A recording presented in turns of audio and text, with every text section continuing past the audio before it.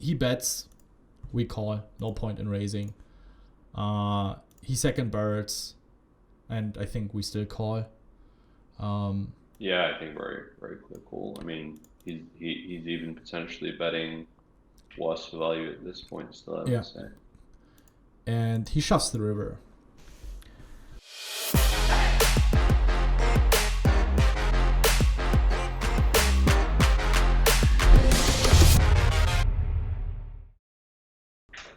Welcome everyone. So now we are recording with European some hands, and I think everyone is super hyped, super excited to get some insights and one of the smartest poker brains in the world. And yeah, thank you so much for taking your time. I don't think an introduction is not needed anymore. Whoever doesn't know who European is, what he's doing, what makes him so famous, check out my podcast with him. You will find an introduction there. Welcome European. Thank you for taking the time. Yeah, good to be here again. Let's fucking go. Let's get through some hands. Let's go through some hands. A7 suited, the first one. It's not a big pot. It's a rather small pot, and but I think something we are all very curious about. King 8 deuce. What would be your approach here on the flop once it's checked to you with this deck size around 25 big blinds? So I would just, I think obviously king high board, very, very good for in positions range here. Like the big blind is going to have no aces, ace king, even king queen offsuit is going to be played as just a 3-bet shove here. Same with pocket eights and pocket deuces. So we have a big nut and equity advantage, and I would just simplify to betting my range for one big blind. And against that, I think the big blind is going to have a very tough time reaching the minimum defense frequency and just won't be able to defend appropriately. Are you not afraid of making yourself very, very vulnerable against check raises because your button range is very wide? I mean, if we go for range bet here, the big blind should literally be raising most kings and also a lot of 8x and deuce x, most of his flush draws. And then some hands like, let's take a hand like Queen of Clubs 9 or Queen of Clubs Jack, or these types of hands in general. And I think it's very unrealistic that people are actually going to be raising like 2/3 of their range compared to calling and just overfolding. So I'm very happy with just simplifying, spreading my range. I don't think there's going to be a big EV gain in starting to have a checking range on this board. And if you face a check raise, let's say you bet one big blind, which is around 20%, 18% pot size, you face a check raise, what would be the weakest hand you're defending against a check raise? I mean, against the raise, we're going to have to defend really, really wide. But I think against how most people are playing, I would just defend hands that, just pretty natural defense. Like if I have Queen 10 with a club, I wouldn't look to be folding. If I have Jack 10 with a club, I wouldn't look to be folding. 10-9 with a club, I wouldn't look to be folding. So pretty much any pair, something like ace-jack, ace-queen, I would look to be calling. Ace-x with a club, I would look to be calling. So I would defend very liberally against check raising the flop, even though I think that people are not check raising enough as they should be. Yeah. But I think at the same time, when people do check raise, they don't check raise enough for value, so it kind of helps us that they end up check raising, still some of the bluffs, but they miss some of, like, let's say king 5 of spades. That would be a very, very high frequency check raise against a min bet and a range bet here. Even a lot of king X, right? I think like king 4, king 5, like most of our top pairs, we want to be check raising. I think most people. Yeah, exactly. I said king 5. Yeah, is a hand that I think a lot of people would just not be raising enough at the time here. Yeah, exactly. Because too many people still have this, well, I'm isolating myself against better hands, right? But as you said, I mean, if we have pocket nines, we have to call. If we have ace queen with backdoor flush draw, we have to call. I mean, with pocket nines, I'm not even hating my life facing a check raise here. We have an easy call. And the reason why it's very important to actually be check raising a hand like king 5 is that, when the board runs out clean, you're pushing a lot of equity and you're getting a lot of money in against, let's say, a hand like 8x. So if the button has a hand like Jack 8, he's going to bet the flop, and then very often he's going to check either the turn or the river, and you're never really going to get in, 3 streets and all the money in. But when you have 25 big blinds, and the SPI is 5, button versus big blind, you can just get all the money in with top 10. You want to be pushing equity against a hand that is not going to be doing aggressive betting or putting money in itself. Yeah. And that's very important. Yeah, you always obviously get yeah, sorry, go ahead. Well, obviously you lose some value from some of the hands that in position could be bluffing with, but just like getting 3 streets from a hand like, let's say, ace 8 or jack 8. I mean, 8x, let's say the turn is a 3 and the river's a 6 and the flush draw doesn't get there. 8x is definitely going to have to call some of the time on the river. Like something like jack 8 is going to have to be mixing call and fold. On the river, it's probably going to be indifferent. So, just being able to get money in against these kind of hands is very important when you won't otherwise. Yeah, and I think what you shouldn't be afraid of for everyone who is watching, you might think, well, if I raise every king, I mean, of course, we still do call sometimes a king, but most of the time, let's say 75-25, we're going to be raising most of our kings. So you're still going to be calling some king X. We're going to be calling most of our 8x. We're going to be calling something like queen deuce suited, jack deuce suited, 10 deuce suited. I mean, against button min raise, we also defend queen deuce off pre-flop as well as jack deuce off. And we're going to be calling all these. So even if he barrels, we're going to be also floating some queen jack, jack 10s, jack 9s. So we're going to be improving to a decent amount of 2 pairs on the turn, as well as if we have queen jack and jack 10, we hit our jack on 10. We're always going to call against the second barrel. We float some ace highs. So actually also our check call range is somewhat protected. We're not going to be raising weak flush draws. So if we have something like 7-6 in clubs or 6-5 in clubs, we don't want to be stacking off these hands and running into better draws. Our overall equity, if money goes in, looks very bad. So these kind of draws you're just calling. So you're also very well protected on club runouts. So don't be too frustrated and thinking, oh, I'm never going to have a good hand once I call. That's simply not true. You just need to be aware of that. Actually, your calling range is quite strong. So that allows you to put so many king X in your raising range on the flop. Sure. I really like to break. I mean the deuce in clubs is pretty bad, and I think we need to give up a lot of hands since our button range is so wide and doesn't improve any of our bluffs. Like a 10, a 9, a queen or jack would be much better for obvious reasons, where we can eventually continue value betting. And I want to speak. So, one second. I just want to say something about deuce pots. I think it's actually a really, really terrible card. Yeah. It's a lot more terrible than it looks because we have none of the deuce X. Like, we have none of the suited deuce X in our range. Obviously, there's, we could have king deuce suited, but we don't have any queen deuce suited. And the out of position player has all the suited deuces. And if one hand is going to check call the flop, very, very frequently it's going to be deuce X. And he also has the offsuit deuce X you were mentioning because we're playing this short stack and we're playing against the button range. He's going to be calling hands like jack deuce off, queen deuce off. Some people might even call 10 deuce off, even though I think would be a little bit of a stretch. But you can definitely guarantee that king deuce off, jack deuce off, queen deuce off are all going to be in there, ace deuce off. And for you as the button here, like ace deuce off is probably, it's whatever. You can raise or you can fold. It's going to be a marginal V pit. But either way, he's going to have all these combos. So actually on this deuce of hearts turn, the big blind should do a lot of leading, like really a lot of leading, because the nut advantage definitely shifted in the big blind's favor. And especially if you think about his check calling range, it's going to consist of a very heavy amount of deuce X, because as we said, king X is mostly going to be raising on the flop.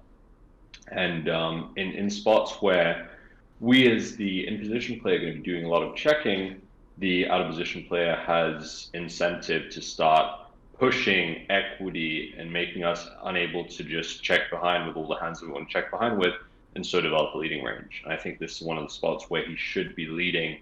I think you can even simplify to leading your full range on this deuce of hearts turn, to be honest with you. Yeah.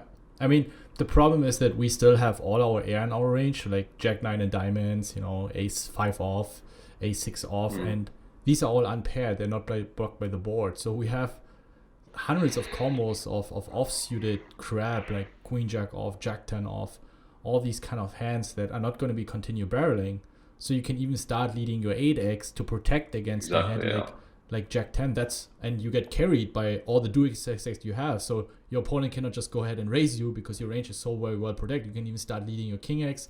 Your opponent is going to be checking back 9s, 10s, Jacks. So you get value from these hands.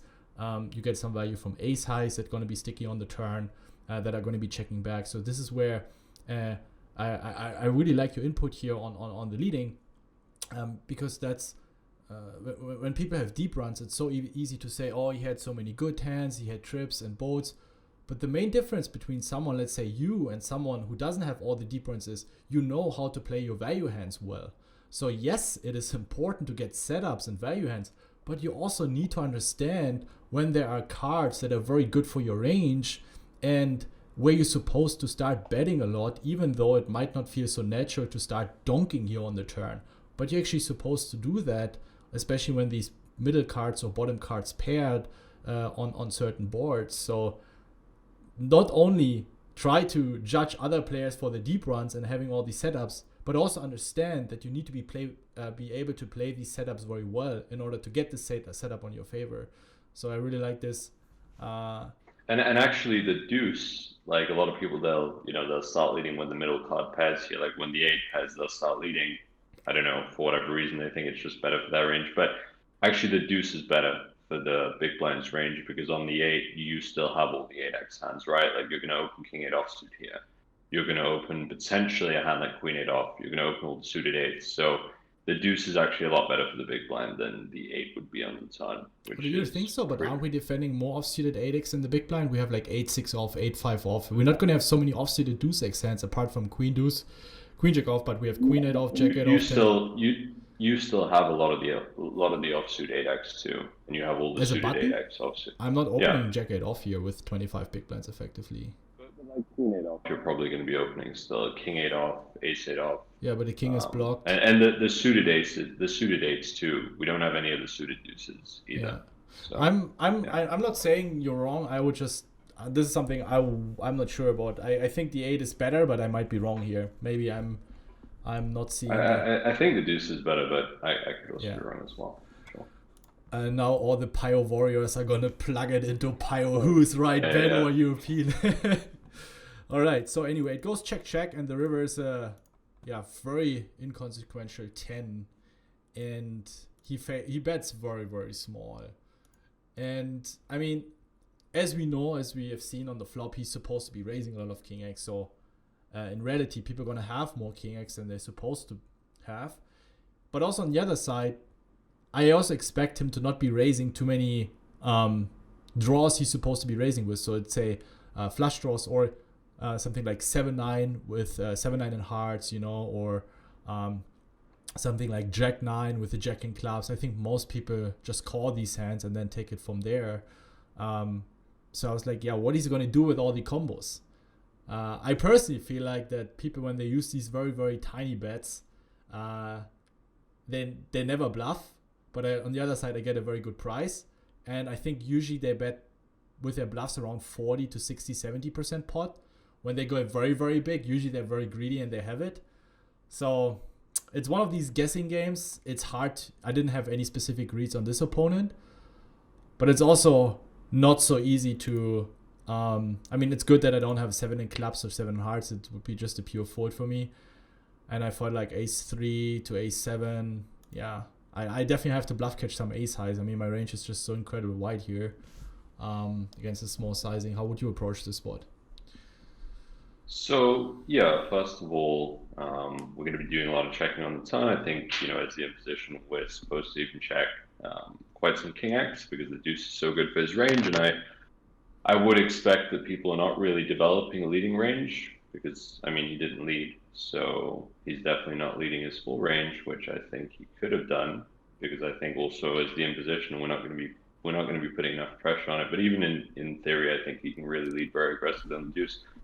So think about our range and our bluff catcher here with the ace 7. The first thing I want to establish is I don't think we want to be raising with this hand. I don't think it has the right qualities to be raising the river with as a bluff. I think the options are call and fold.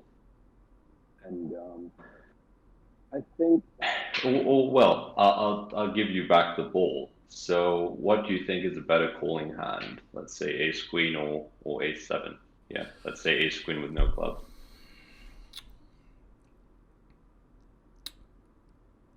The queen shouldn't be so relevant for the king queens because they shove pre. Now the question is, are going to be more queen x or 7x in their flop raising range?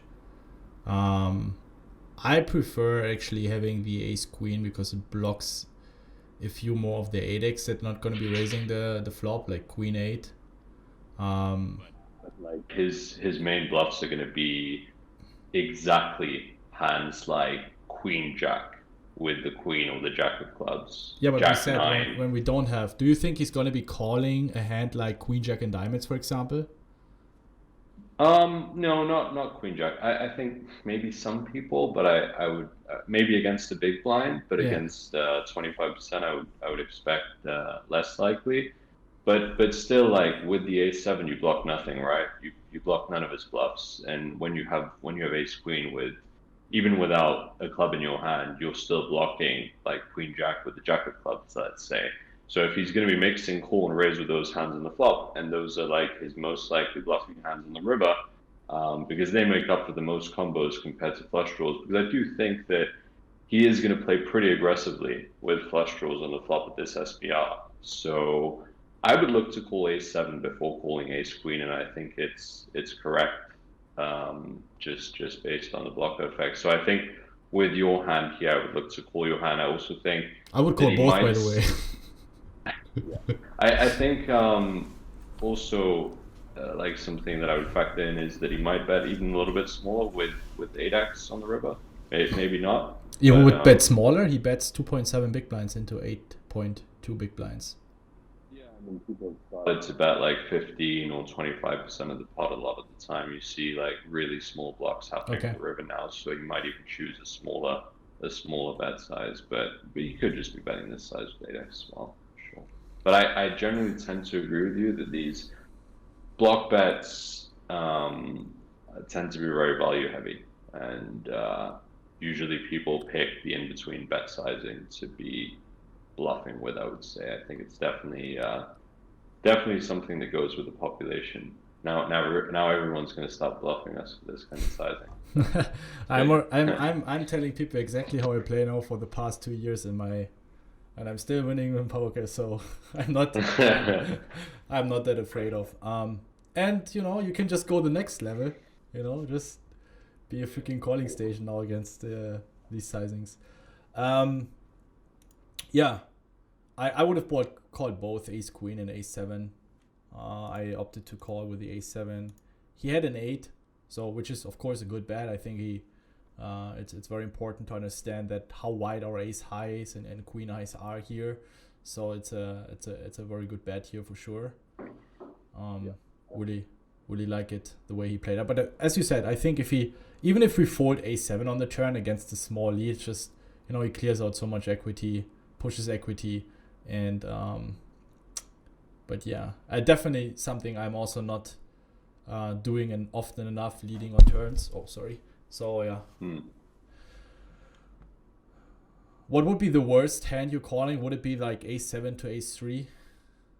Something in that region? Or would you even consider hero calling some queen highs? No, I wouldn't. I wouldn't consider calling queen highs because I think they interact with the bluffing range of out of position. So I would definitely just stick to ace highs, and I would stick to these better ace highs that don't do any blocking of his potential bluffs. So. But we said we don't have the queen in hearts, so I wouldn't be calling if I have the queen in hearts or queen in clubs. Of course, I would only be calling if I have ace queen with the queen in spades. Yeah, I agree, but I still think that this hand ranks before the ace queen as a block catcher because with this you also block some like king 7, and with ace queen you don't block any king queens because they're always going to raise the flop and. But they're also going to shove free, so there's that too, and it kind of balances it out. But I think still a7 is a better bluff catcher than ace queen in this specific spot. Fair enough.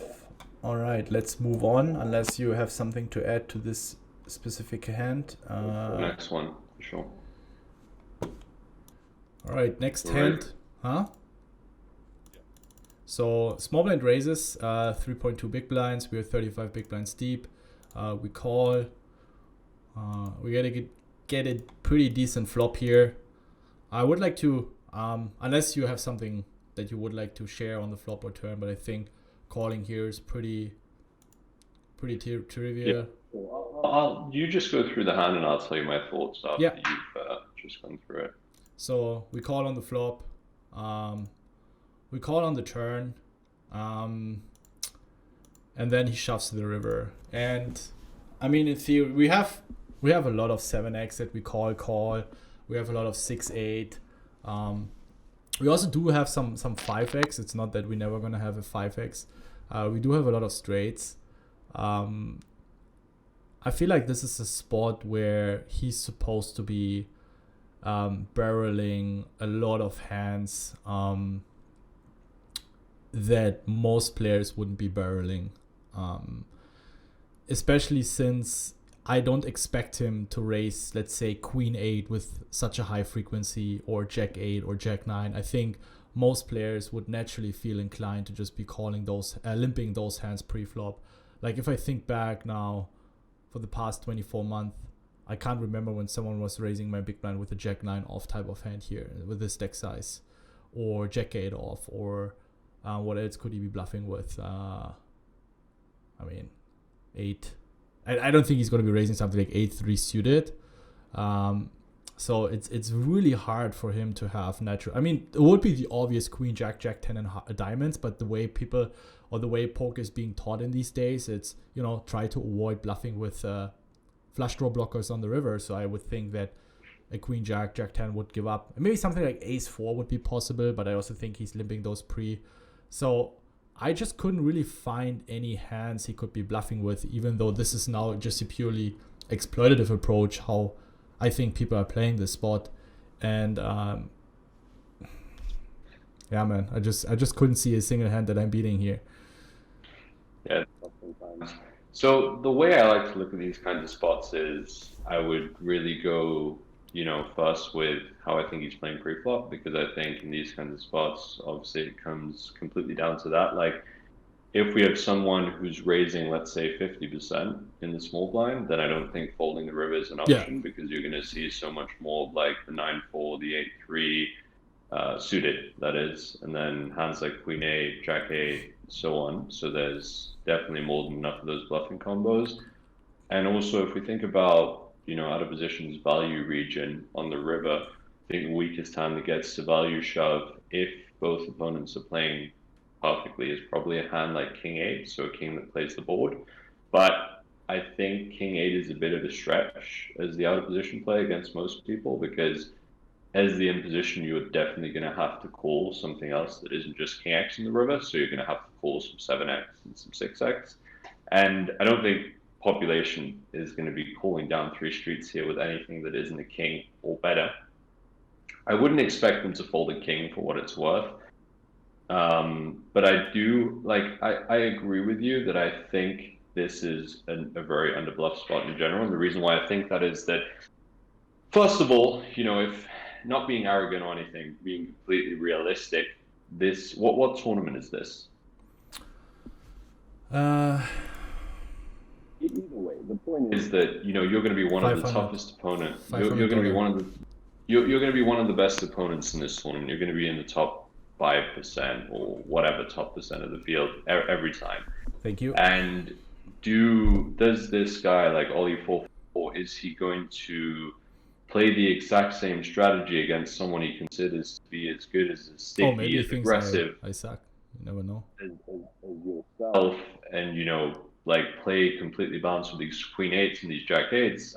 I think it's very much not the case. I think people are human beings, and when they see you, they're just going to say that, okay, like, you know, Queen 8, Jack 8, these hands, they're profitable as limp. I'm just going to limp them and just take the low variance approach against Bencb here.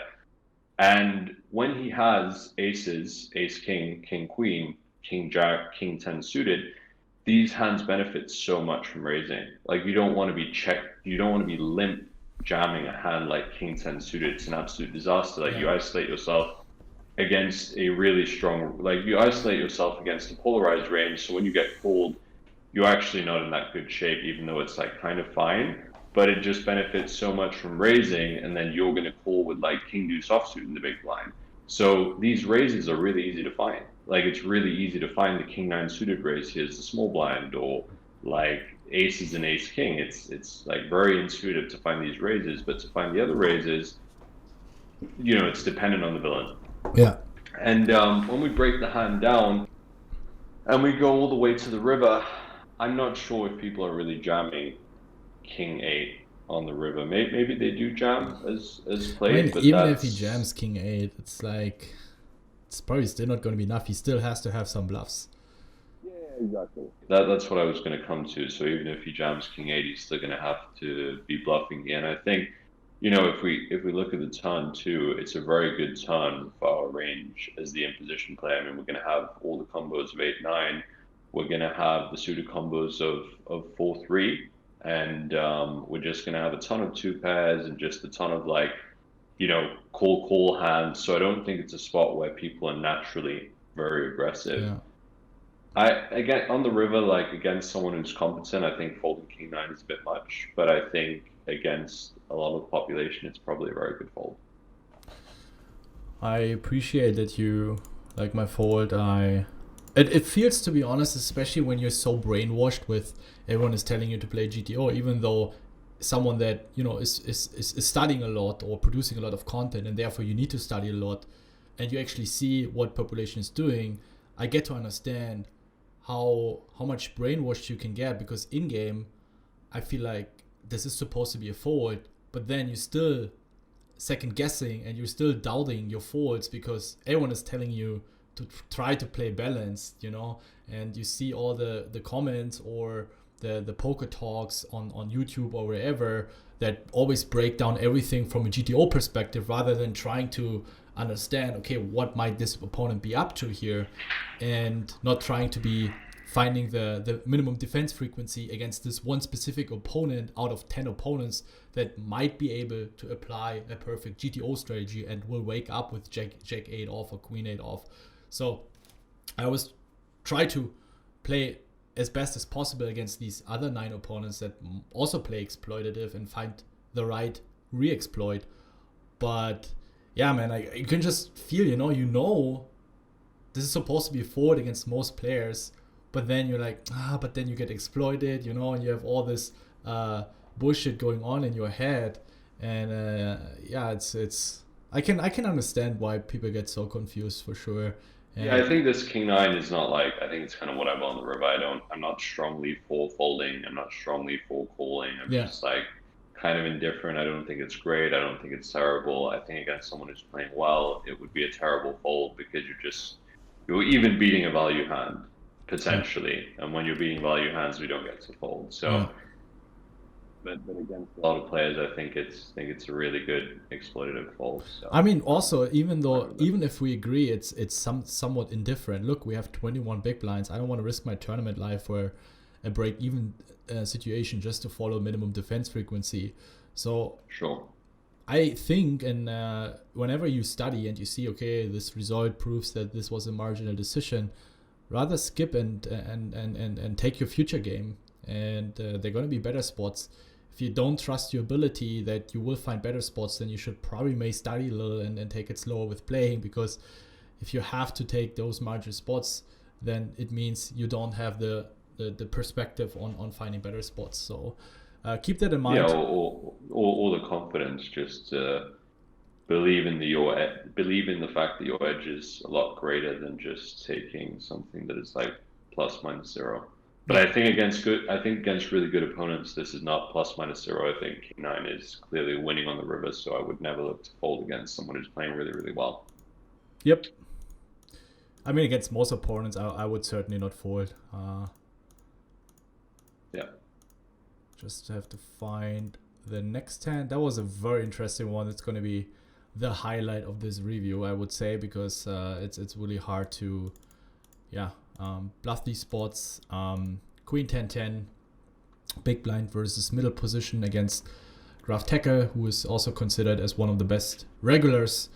And of course, then we try to approach it. I know he's going to be trying to play GTO. Maybe he has some exploits against me, and I just try to, what I would consider the most optimal line against him. So he goes for a small bet. First of all, what do you think? How wide should he be betting on this flop? I think probably, I would look to min bet. I think on these paired boards in general, you want to bet just as small as possible because, you just make a hand like, let's say 8-7 with a backdoor flush draw, you just make it fold no matter what size you bet. So to target the range that you're targeting on the flop, you don't need to make the range indifferent from targeting on the flop. You don't need to bet any bigger than a min bet, but he's probably just simplifying to betting, 25% with his range, which is also fine. Yeah. It's not like it's going to cost you a lot of EV or whatever. I think as Graptical here, you probably get to bet like 70, 80%. I think there's some hands in his range that clearly want to check, like a hand like pocket jacks is probably the first hand that really wants to check. Something like 8s, 9s feels like hands that want to be checking as the imposition. So I think those would be like the go-to checks if we want to play a checking range. I don't think on this board if you go for just a min bet with range that it's going to cost you too much EV. But I think those are the hands that want to be checking. How would you approach it from his perspective? Yeah, I would also start mixing in some checks with jacks, 9s, 8s, these kind of hands. I think ace jack, ace king. I would probably just bet. I think you're not gonna face too many races as they are supposed to in theory. So yeah, I'm just gonna be betting everything that has equity, and then checking back these. Maybe a weak queen. I wouldn't mind checking back as well, like queen 9 suited, queen 8 suited. I think that's not too terrible either. But apart from that, I'm probably going to be betting like around 70% of my range here. Sure. Yeah. What do we do with Jack 9? Are we going to spice it up a little bit? Applying some pressure? This hand is like pure raise on the flop. It just gains a lot. By immediately getting better hands to fold, you obviously interact with the 10 and the queen. You interact with a lot of his continuing range. You get, just a lot of better hands to fold. Yeah, I would just mainly be raising this combination on the flop.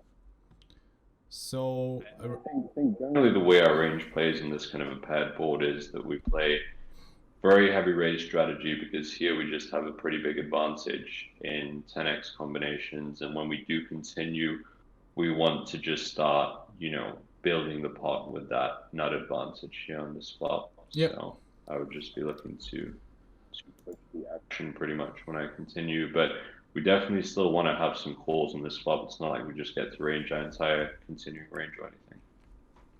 I mean, we do have in this situation ace jack, right? What we call pre-flop. We're not going to be 3-betting. That's probably just going to be calling.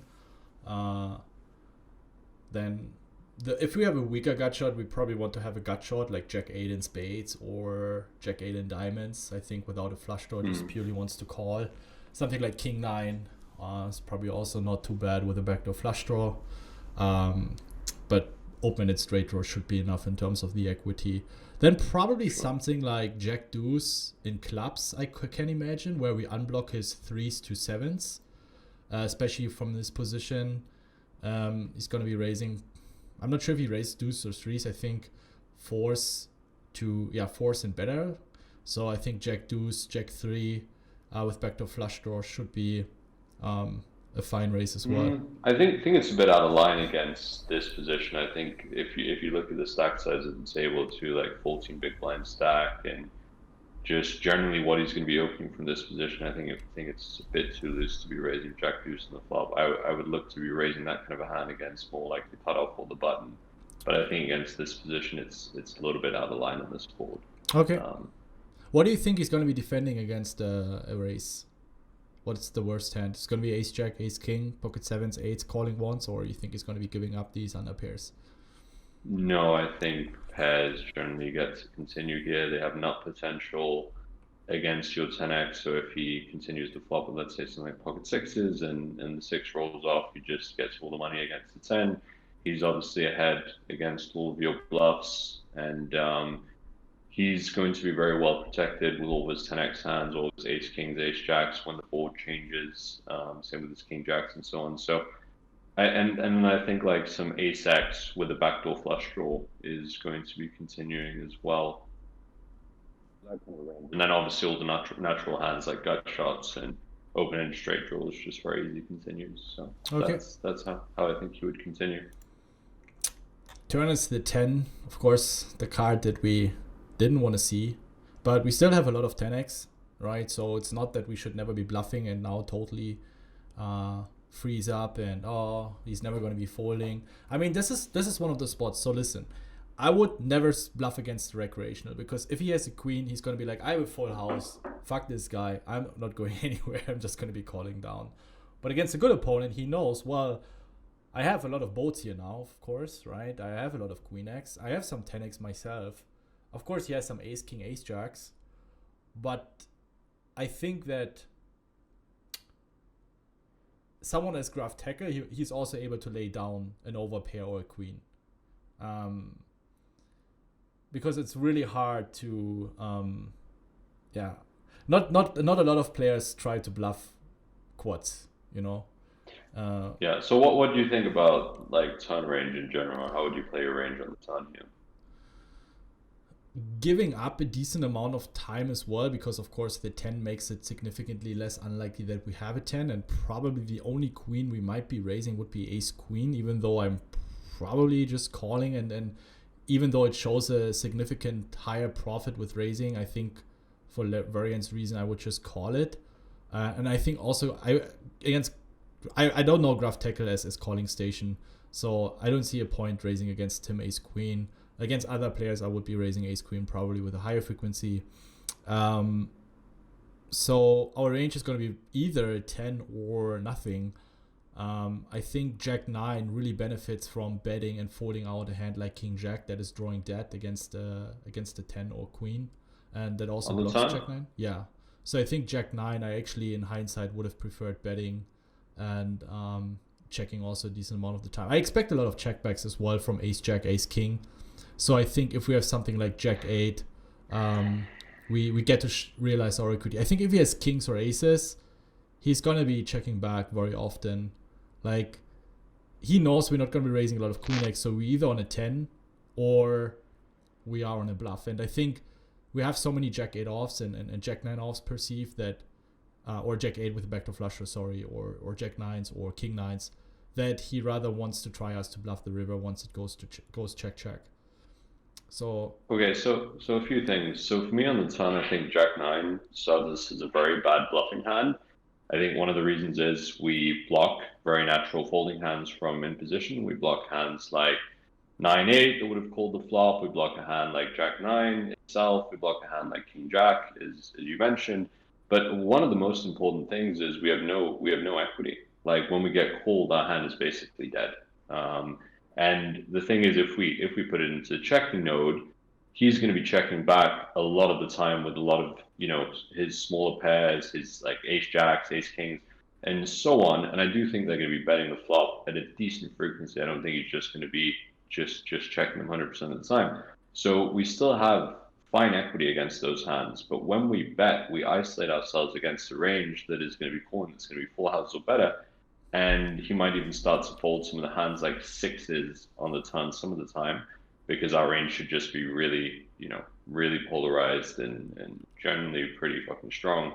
And sixes just have no chance of improving. So even calling a hand like ace king might be better than calling a hand like pocket sixes, because you can improve to a hand that beats Queen X if we ever have Queen X and we bet. Sorry, why would ace king have a chance to improve if we only bet quads?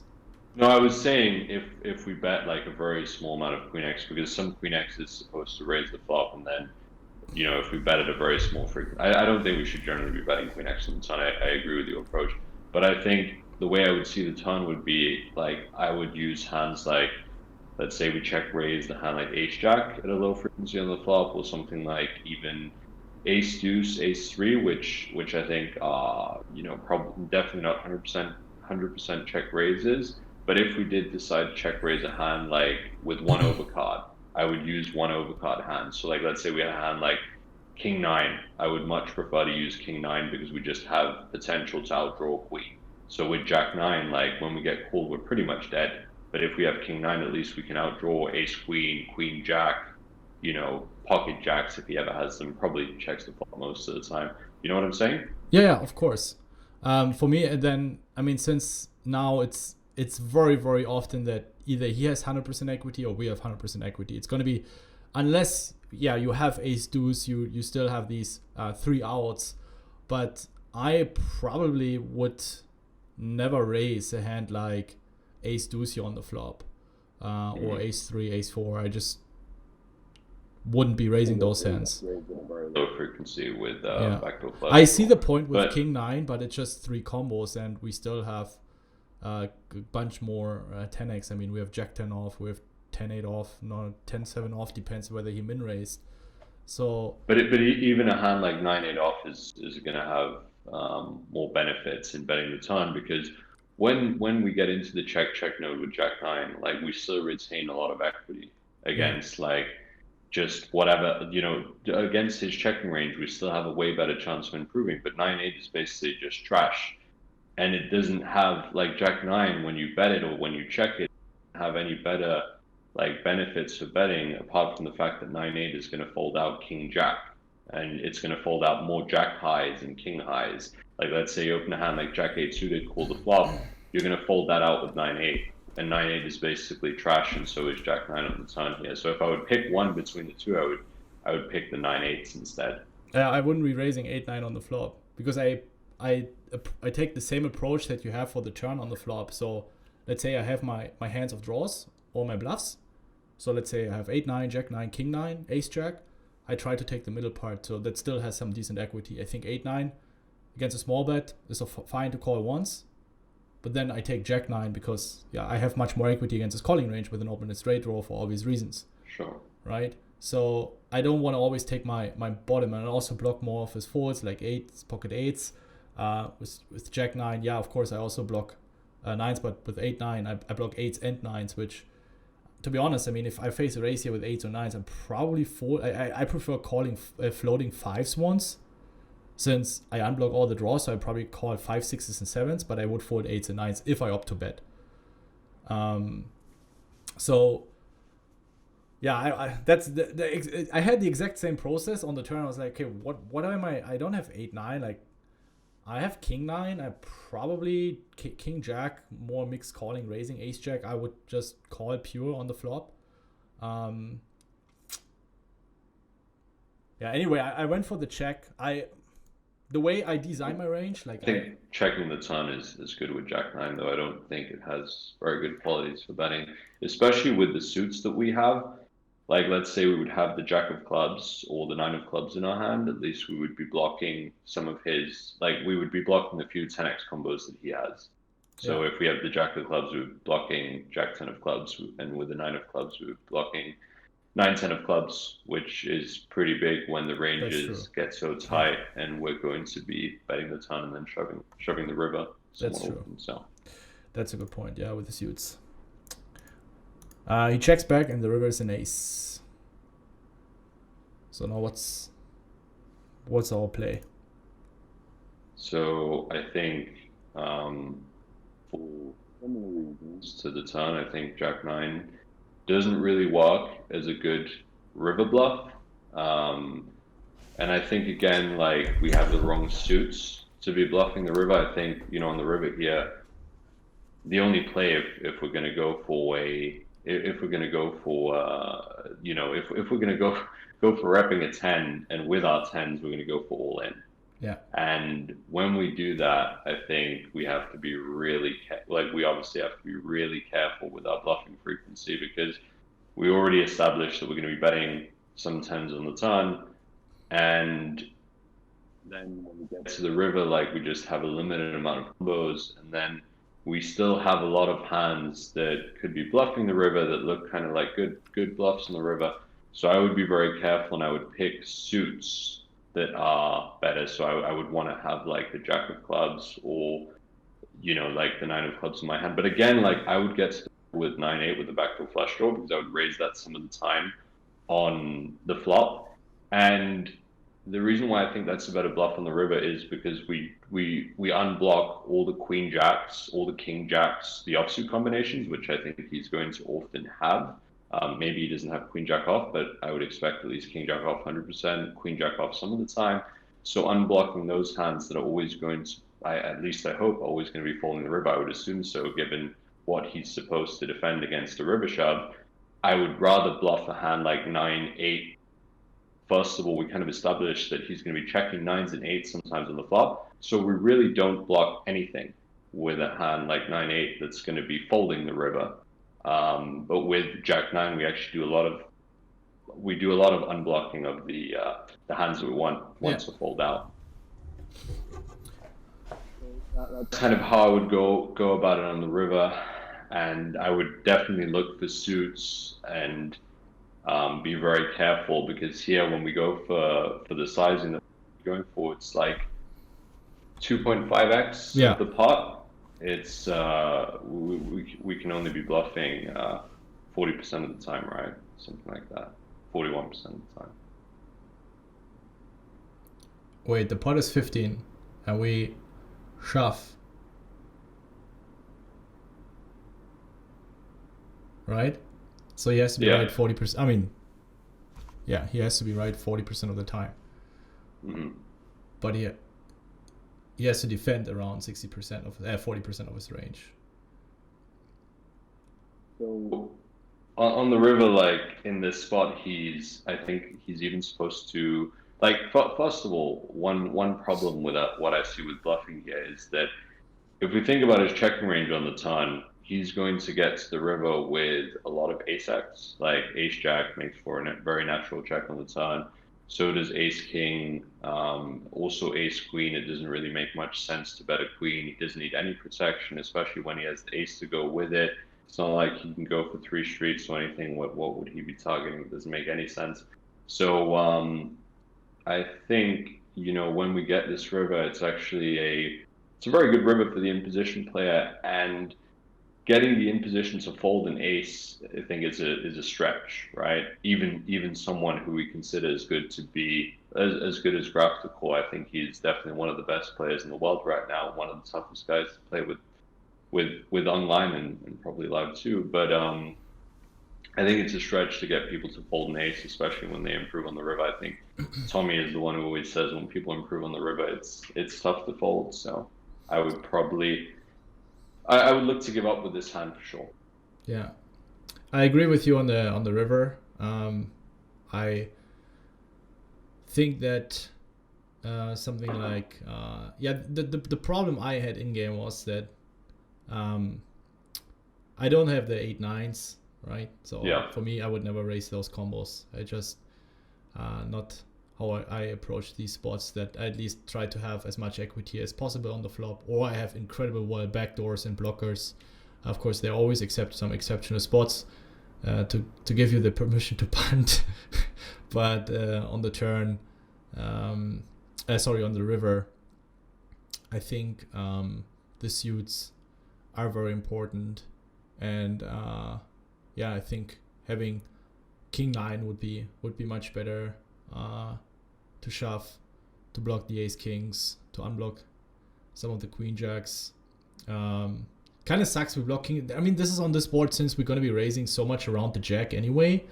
It's hard to not block something. Like, it has to be 8-9, right? But when you never raise 8-9, you're essentially never going to have a bluffing range. Even a hand like Jack 8 is obviously better though as well. Pretty much the same reasons, but I also think just if you're going to do it with Jack 9, you establish that that's the only hand. I think it can be fine, but I think then you want to choose suits that contain a club in them, because I mean, it's so easy to overbluff this spot, because obviously like our value range is so limited at this point, and I don't how do you say it? Like, in position is probably supposed to be indifferent with some ace-x, like ace-jack, that's blocking some of our bluffing hands, like the Jack 8 and the Jack 9 with the right suits. I don't think people ever folding with ace-jack. I know that Graf, and he was tanking for quite some time. He's gonna think about it, and against 95% of the population, I know they're just, you know what, it's European, it's Bencb, whatever I'm calling. He will find his bluffs. I mean, I've heard. Yeah, and it's no discredit to Graphical at all, by the way. It's just that I think people find such an easy time when they do actually go all in the river hits, actually overbluff these kinds of spots where frequency is key, and being able to choose the right suits. I mean, I could very well overbluff this spot. I could see myself making the same mistake for sure. It's very tough when you're in game and you're playing like fucking 9 tables on a Sunday to just pick the exact right combination and the right suits. You have to just be so present and focused in the moment that it's tough sometimes, for sure. Yeah. And if you lose and he gets the money, at least it goes to a good guy, and I'm like, all right, he can have it. So yeah, when she folded, and then that's why, guys, it's always so important to also, even though your bluffs or value bets, they work out, not only go through the spots that you lost, but also try to be very reflective on the hands that you won, maybe a value bet or bluff or whatever, and still ask you, was it the right play in the long run? Because maybe Graf Decker just had pocket jacks and he had a complete reverse thought process, and he was like, fuck this guy, he's going to be bluffing all his 8-9s, he's going to have king 3 in clubs, and then he's like, okay, jacks, I'm not going to be folding. He calls me down with king jack, king queen, queen jack, ace x, and actually he's folding 15% of the time, right? So always keep that in mind. Just because now it turned out to be a winning play in this very moment, but in the long run it might be a losing player, and it's very important to reflect upon these things with someone like study partners, or that's why it's important to get this input from others and not being afraid of, hey, I made this play, this time it worked out, but what do you think? Was it a good bluff or not? What do you think, was it a good bluff catch or not? And never forget. I agree completely. Yeah. Good points. This hand was against another very, very talented opponent. Sig1, also one of the best players at the moment. And we opened the hijack, which is in a freeze out. I would mostly fold, but there was a PKO. We cover everyone. It was the early stage. Already spinned it up quite a bit at this point in time. I think I won a huge, it was a huge one on big blind pot. And when we cover everyone, I think this hand is a fine open. And Klaas comes along and calls the small blind. We flop 2 pair. Against the small blind range, I compared to the big blind, we of course do less betting, and especially the bottom 2 pair, not blocking an ace, having a lot of potential floats in his range, flush draws, backdoor flush draw. He's probably still going to be calling against the big sizing. I think we should size it up and not just always go for 1/3, especially also since I think a lot of the ace 8 suited, ace 9 suited is going to be 3-betting pre.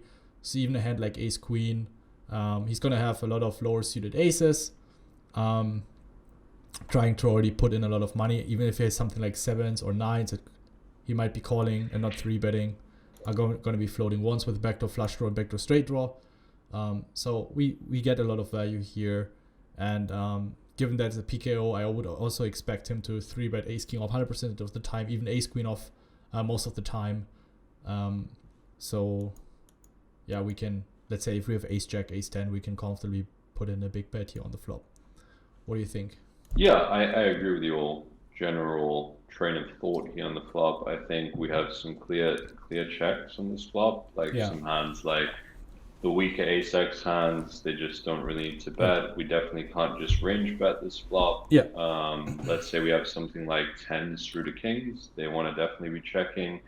Some of the 8x hands play fine as checks, sometimes bets. Same with the 6x. I mean, I think more of the 6x is going to just be betting for protection and potentially setting up a big bluff for later. But I agree with you. I think on this board you can have 2 sizings. You can bet a small size to target the small blind's air, and then you can bet a bigger size. I think simplifying to 1 size is usually good. That's how I generally tend to play. I don't really want to complicate the game tree into 3 different trees basically already on the flop when I Yeah. think, if you just bet big and check, I think it's going to not lose us much EV at all here, and there's not so many hands in our range that benefit necessarily from going big. Yeah. Small, I said. From small, I meant. Yeah. Turn is 9 in hearts. Apart from 9-8 suited, which are two combinations, I'm not very afraid of the turn, and we keep betting big. I mean, ace 9 suited is definitely in his range, but it shouldn't be. It's also just two combos. He still has ace 7, ace 5, ace 10. I think we have a clear value bet on the turn. Yeah, I mean, the ton I'm pretty much like loving life. I think sometimes he might raise 6s, 8s on the flop. Sometimes might raise ace 8, ace 6 on the flop. I think less likely because you went for the bigger sizing. So I think that gets a natural response of not wanting to raise as much and just play more as a call. But I still think some of these hands can raise sometimes.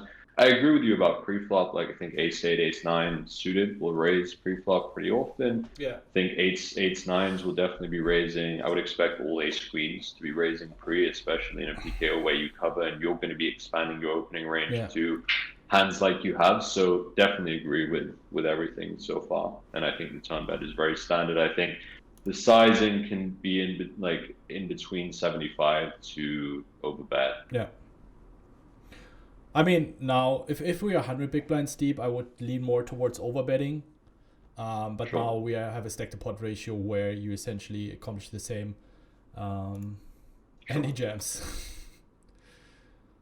And this is now where you enter a level of, okay, he knows that I know that he's probably bluffing less because we cover him. So we have to keep that in consideration. But on the other side, this board is so draw heavy, and he knows I can go thin for value. I will have ace jack off, I will have ace queen off, ace king off, and he knows I'm capable of folding those hands. So now the question becomes: is 8-6 suited the bottom of our calling range, or would you really just start calling ace-x 2-pair plus? What are the best blockers? And would we end up calling here against the shove? So question over question. Same thing about Graphical. I think Sick one of the best players online right now. Obviously, coach in Bitb, and same with Graphical, but just one of the very, very tough opponents to be facing in the game. It's always very, very focused, makes very little mistakes, and just grinds, throughout the week, 3-4 times a week most of the time. So very, very good player. I think here on the turn, though, it's against anyone. It's just a really disgusting spot, especially in a PSKO where you cover, because essentially, like, the hands that we're looking for him to bluff is something like 6-7 of spades, or 9-10 of spades, or something like king 10 of spades, or king 7 suited of spades. Jack 10 spades, queen 10 spades. Yeah. But it's just like, they can call as well, and they're very profitable as calls too. And even if you look at the PIO output, these hands are not going to be like 100% raises ever. It's always going to be a mix.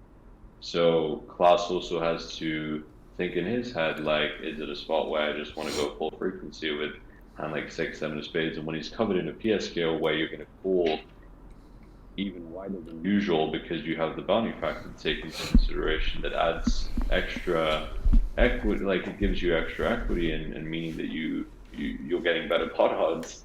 It all just leads to me thinking that his range is generally going to be stronger. And going back to the flop where we were speaking about how he's going to be doing more calling with like 8-6s, these ace-8s, ace-6s, still has pocket 9s at some frequency, probably 3-bets most of the time, but can still have pocket 9s, definitely.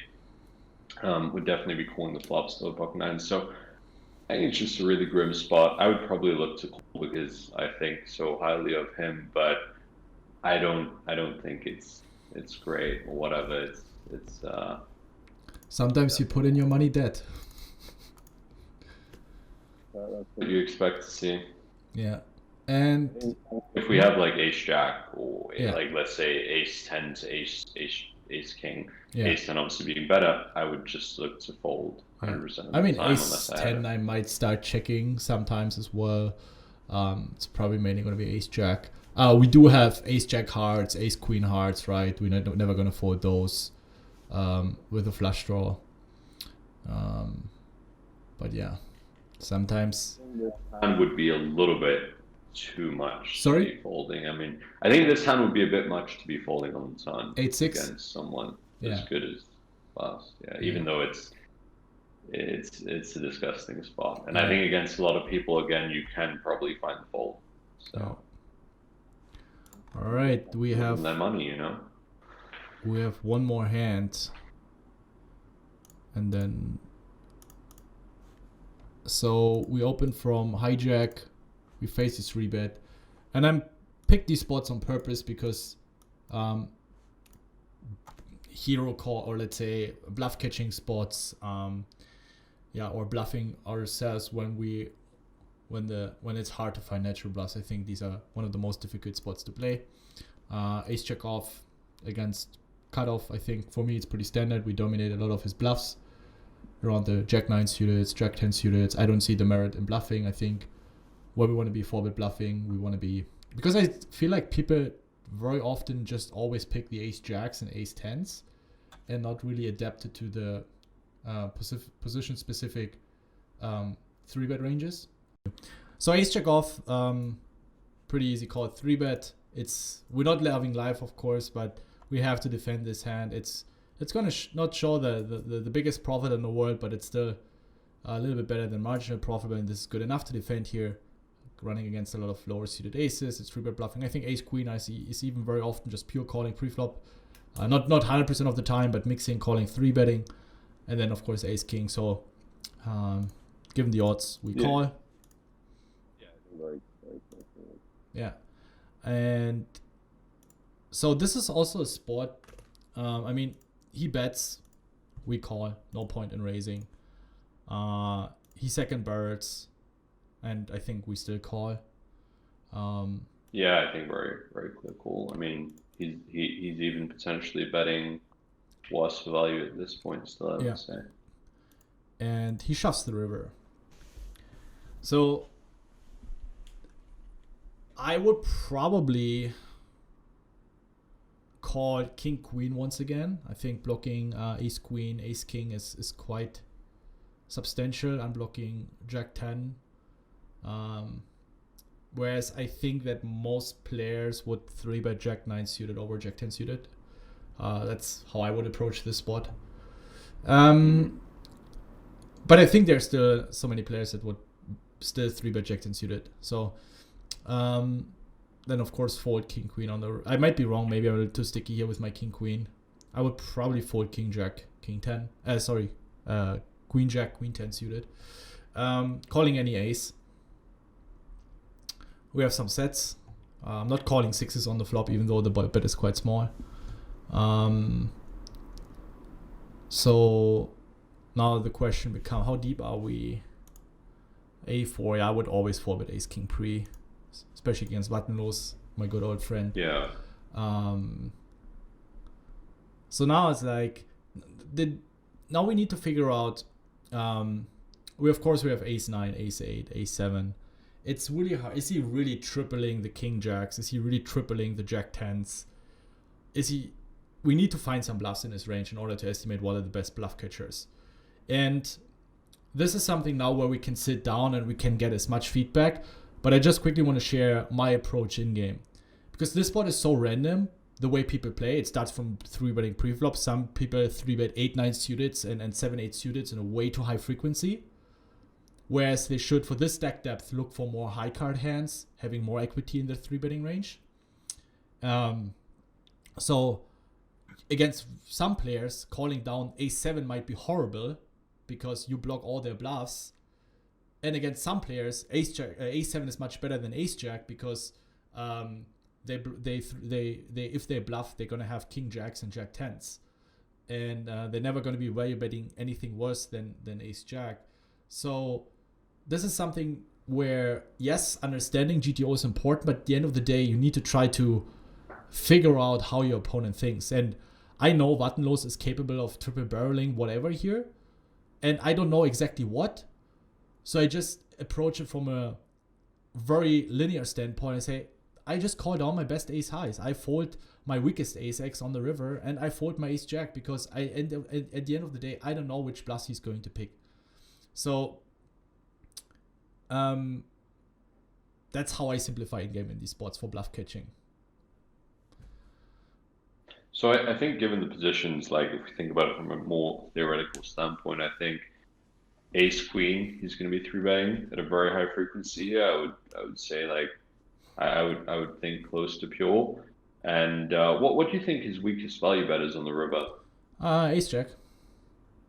Yeah, I agree. And I think the way I approach these spots is when we're chopping with the weakest value bet, we beat bluffs. I just don't see how we can end up folding this hand. So I would look to just pure call this hand against someone like Wattenloss, who I agree with your reads that he's definitely capable of finding bluffs and potentially over bluffing in this spot. So I think it's pretty straightforward river call. And if you play low stakes, mid stakes against the average grinder, you would also never consider folding here.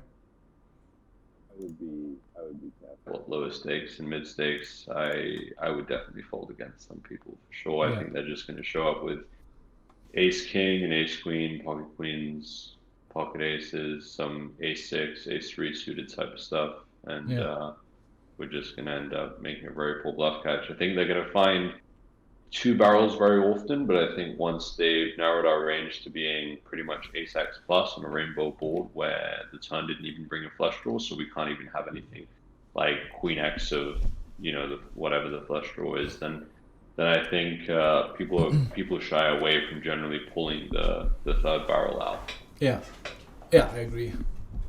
You mentioned, not sure if you said, sorry, you were just cutting on. What did you say? They've already tightened your range up to the point where it's just ace X or better, and some people might even fold some ace X on the turn, even though I don't think people are really folding ace X on the turn given these positions. But yeah. I'm not sure if I got this right. You said people or it's supposed to be a 3-bet pre, but I wasn't sure if you think exploitatively or in theory. What? Ace queen 3-betting, whether off-suited or suited. I think ace queen is at this stack depth is mainly 3-bet given these positions. I think it's not. What is the exact stack size in the hand? Close to 80. So there is actually a lot of calling going on with around 80 to 100 big blind with ace queen cutoff or button versus later position raises. Maybe I looked at the wrong positions, and that's why. I mean, it doesn't really matter. The EVs are very similar, and this is also that I would assume that people generally would be 3-betting ace queen pretty heavily here, because first of all, I think people don't really 4-bet bluff enough in these spots. Yeah. And the second thing, like, are they really going to start, 4-bet bluffing a hand like, let's say, ace queen, when they can just go for the easy option, just go for the call? I don't think people are 4-betting enough in this spot, and I think the good thing about 3-betting ace queen is that out of position is going to 4-bet with all of his ace kings. So when you get those out of the range, then when there's an ace high board, you can just pretty much pump 3 streets of value in and be absolutely loving life. Yeah. And in generally just some queen high boards too, the same thing goes. So I think people generally 3-bet ace queen at a very high frequency in this spot. Yeah, but I would say like, I don't know if I would guess around 70% of the time, but I think it's good to understand that we want to be defending very wide from the button and cutoff. But as you probably naturally fear that every single time the big blind squeeze, you're always in a horrible spot. And ace queen is, for example, a 3-bet much more often from earlier positions, just to protect against all the overcalls, and it performs so much better in a heads-up pot. But when you're cut off a button, you're going to be playing in position ace-queen, and also the likelihood of playing multi-way decreases. And it's not that for 100 big blinds, ace queen off is like a fist pump snap 3-bet, and then you're going to be stacking off on a lot of boards. So it actually, in very many situations, it reaches a much higher EV by just calling. You can call a squeeze from the blinds, so you have one more hand to defend against blind squeezes. So this is a hand I always make it very dependent on the blinds.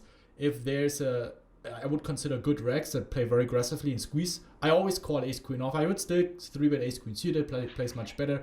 We're gonna have way more flops where we can stack off, or turns or rivers, but ace queen off is a hand that wants to do a lot of calling from cutoff and button 400 or let's say 80 to 100 big blinds. So try to incorporate that in your game. For everyone who's watching, the earlier the position are, the more you're inclined to 3-bet with ace queen, and the later the position you want to keep the pot small, keep his bluffs in, play in position, and you still got and obviously another reason why you want to pull ace queen more in later position is that you're not going to go multi-way as often. Yeah. So ace queen off really doesn't play well multi-way, and when you're on the cutoff or the button, it's a lot less likely going to happen than when you say you play under the gun against under the gun +1. Yeah, exactly. All right, I had the same thought process. He had the Jack 9 in hearts. Yeah, again, it's really hard. I mean, in this particular instance, he chooses the same 3-bet strategy as I would do with Jack 9 suited. So probably my blocker isn't the best, but as you said, he might be even value shoving ace 10, because sometimes you reach a meta level with certain regs where the dynamic is very aggressive and he thinks I'm going to be calling ace 7, ace 8, ace 9, he's value shoving ace 10. Yeah, I just think we have to call here.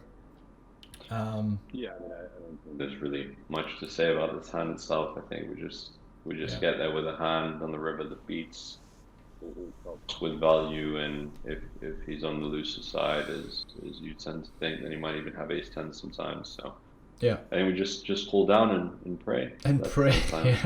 Sometimes how poker is I mean, guys, keep in mind, we would, and as Sam said, sometimes fold on low and mid stakes against many opponents, because first of all, they don't 3-bet as aggressive as they're supposed to, so they have to have these Jack 9, 10-9 suited or Jack 10 suited in their range, which most players just feel more comfortable calling with.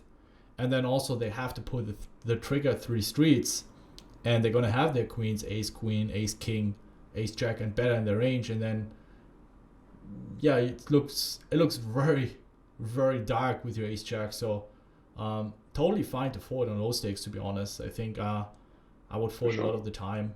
I have to be very sure that, okay, I know against this guy I can't fold ace jack here. And Definitely. yeah. Sam, thank you so much. If you guys have any questions, drop it in the comments. Please add a timestamp, makes it easier to reply. And if you guys also want to continue elaborating further on certain strategies or hands, make sure to join Discord. It's entirely for free. We have more than 7-8 coaches in there providing feedback for free. Sam, thank you so much again. And also, guys, if you want to check out more about Sam, you can follow him on Instagram. We're going to put all the socials in the description. Also Bitb, if you are aspiring poker player, make sure to check out Bitb Staking. They offer premium stable coaching. It's really hard to get in there, but maybe take your shot. If you're a dedicated poker player, I know from the requirements you have to be playing a lot. So if you're just a part-time player, it's going to be incredibly hard to get in there. They're very picky for their players. I mean, they're the best players or best coaches in the world, so of course they're only going to take very dedicated and hard-working players. Sam, again, thank you so much. Last word to you. Yeah, thanks a lot for having me on, and it was fun to go through some hands, and I think you played most of them very well, and always good to be able to learn something when we're going through hands. So you didn't just select hands that you ended up playing perfectly, but there was actually a few hands in there where we both learned quite a bit about how we should adapt and play our range a little bit differently. Yeah. Awesome. See you guys in the next video. Bye bye.